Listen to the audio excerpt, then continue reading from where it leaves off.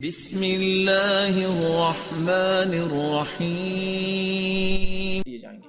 کسی نے کہا کہ آج کل کی شادیاں ہو رہی ہے، اس میں ایک دلہن کے ساتھ سب دلہن بنتی ہیں اور پردے کا کوئی انتظام نہیں ہوتا، اس کی کیا خیال؟ دیکھیے، سب سے پہلی چیز تو یہ، عورت کے لیے پردہ سب سے اہم چیز ہے۔ یہ اس کی عزت ہے، اس کی عفت ہے، اس کا ایک مقام ہے دنیا میں اور آخرت میں۔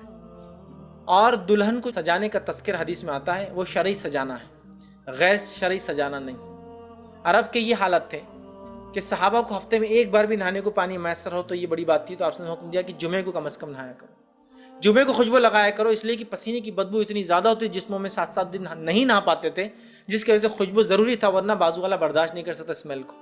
تو اب نکاح ہو رہا ہے ایسے سماج میں، پانی کی قلت اور کمی ہوتی تھی، تو دلہن کو سجانا مطلب اس کو نہلانا، فطری طور سے جو بدبو ہو چکی ہے پسینہ وغیرہ وہ نکلنا، اور سجانے سے مراد یہ کہ تھوڑی بہت خوشبو وغیرہ جو شوہر کہتا ہے، جو نشان کی شکل میں ہوتی تھی، جس کی مہک نہیں ہوتی تھی، وہ لگانا مراد تھا۔ لیکن آج ہمارے پاس دلہن کو سجانا بولے تو سب سے پہلے تو ایک قیمتی کام ہے۔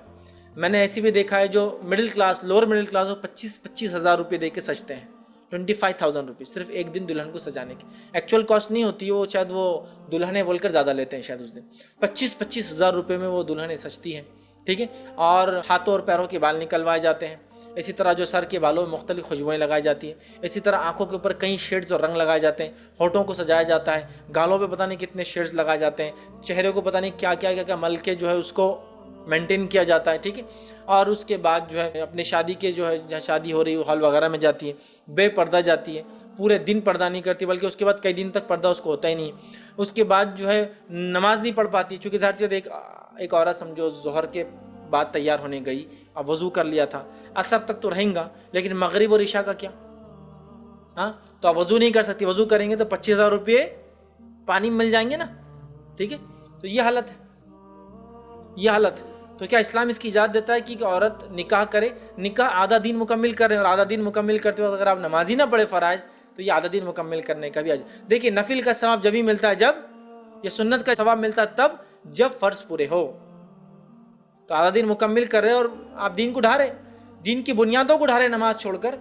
نماز دین کی بنیاد ہے نا، اسلام 5 بنیادوں پہ، بنیاد کو ڈھا رہے اور بولے آدھا دین مکمل کر رہے ہیں، مطلب آدھے کو گھر کو ڈھا رہے اور آدھے کو مکمل کر رہے، سمجھ میں نہیں آ رہا، ٹھیک ہے۔ تو لہٰذا نماز وغیرہ ہوتا ہے تو یہ میک اپ وغیرہ ان کو یہ بھی نہیں کرنا ہے۔ دوسرا، سارے تیار ہیں، پردے کوئی نظم، دیکھیے اگر عورتیں ہوں، ٹھیک ہے، اگر عورتیں ہوں تو کچھ چیزوں کی اجازت دی جا سکتی ہے، لیکن یہ سارے میک اپ کے نہیں، ورنہ اس کو دیکھ کر پھر اگلی کریں گی، ٹھیک ہے۔ اگر آپ اپنے محرم کے لیے کرتے ہیں تو یہ میک اپ تب ہوگا جب آپ گھر چلے جائیں، مطلب دلہن گھر پہنچ جائے، اس کے بعد اس کے شوہر کے لیے کریں، ٹھیک ہے۔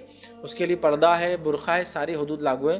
تو یاد رکھیں، ایک دن کی شادی آپ کو شریعت سے ایکسیپشنل یا مستثنا نہیں کرتی، آپ پہ ساری احکام لاگو ہیں۔ تیار جو ہونا ہے وہ شوہر کے لیے، جو گھر جا کر بھی ہو جا سکتا ہے، جو پردے کے اندر رہ کر بھی ہو جا سکتا ہے۔ لیکن یہ بڑی افسوس کی بات ہے، ہمارے شادیوں میں پردے وغیرہ کا لحاظ نہیں رکھا جاتا ہے اور بہت زیادہ بے پردگی ہوتی ہے۔ اللہ رحم کرے اور ہم تمام کو جو اس معاملے میں جو ہے توفیق دے، بہتر ہو۔ کسی نے سوال کیا، اگر شوہر بات بات پر گالی دے یا ہمیشہ اچھی بات کا جواب برے انداز میں دے، بڑے بچوں کے سامنے بھی عزت نہ رکھتے ہو بیوی کی، تو کیا یہ صحیح ہے؟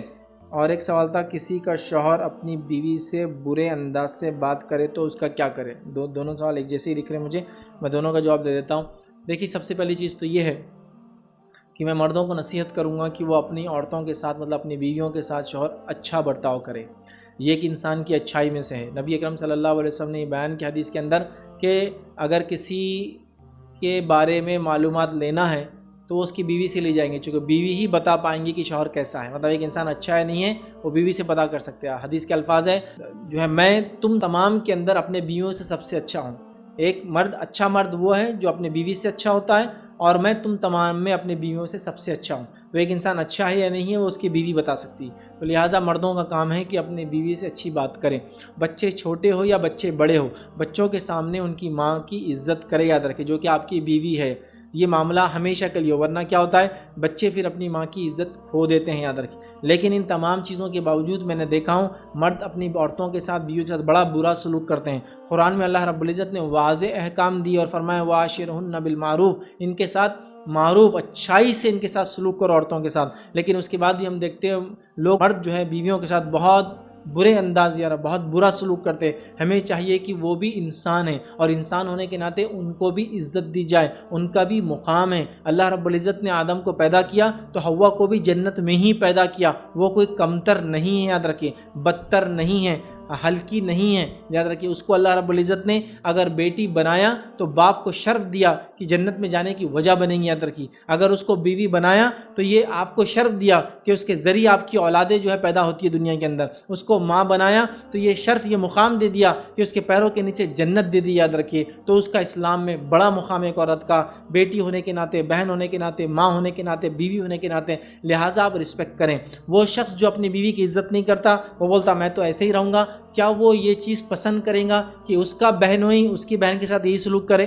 کیا وہ پسند کرتا ہے اس کا والد ان کی والدہ کے ساتھ یہی سلوک کرے؟ چونکہ والد والدہ بھی تو میاں بیوی ہوتے ہیں نا رشتے میں, بہن بہنوئی بھی تو میاں بیوی ہوتے ہیں رشتے میں. تو وہ اپنے بہنوئی کو اپنے بہن سے ٹیڑھی بات کرنا پسند نہیں کریں گا, وہ اپنے والد کا اپنے والدہ سے ٹیڑھی بات پسند نہیں کریں گا. تو وہ کیسے پسند کرتا ہے کہ وہ اپنے بیوی سے ایسی بات کریں؟ اسے چاہیے وہ اچھی بات کریں.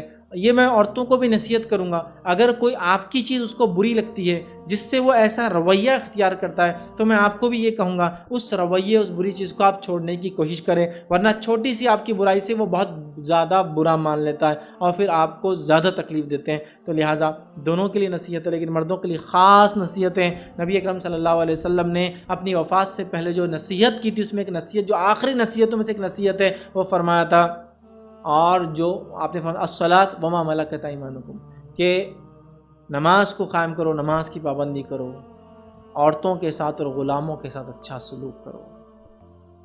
تمہارے سے سیدھے ہاتھ میں عورتوں اور غلاموں کے ساتھ اچھا سلوک کرو. تو آپ نے خاص نصیحت کی اور بہت نصیحت کی. آپ کے آخری خطبے بھی آپ سنیں. مردوں کے لیے خاص نصیحت ہے کہ اپنے بیویوں کے ساتھ لوگوں اچھا سلوک کرو, اچھا سلوک کرو. حجۃ الوداع کے خطبے بھی آپ سنیں گے, اس میں بھی آپ پائیں گے اللہ کے رسول نے یہ کہا اپنے بیویوں کے ساتھ اچھا سلوک کرو. لوگوں اچھا سلوک کرو. ہو سکتا اگلے سال میں تم سے مخاطب نہ رہوں, لیکن اپنے بیویوں کے ساتھ اچھا سلوک کرنا. پڑوسیوں کا حق بتایا, غلاموں کا حق بتایا.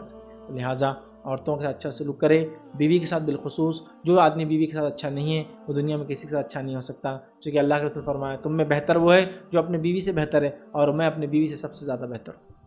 ٹھیک ہے, تو لہٰذا میں نصیحت کروں گا ایسے شوہروں کو کہ اپنے بیوی کے ساتھ اچھا سلوک کریں. چلیے ہم یہ مان لیں بیوی کی بات آپ کو بری لگتی, تب بھی آپ اچھا سلوک جاری رکھیں, آپ کو اپنا اجر ملے گا, اس کو اس کا اجر.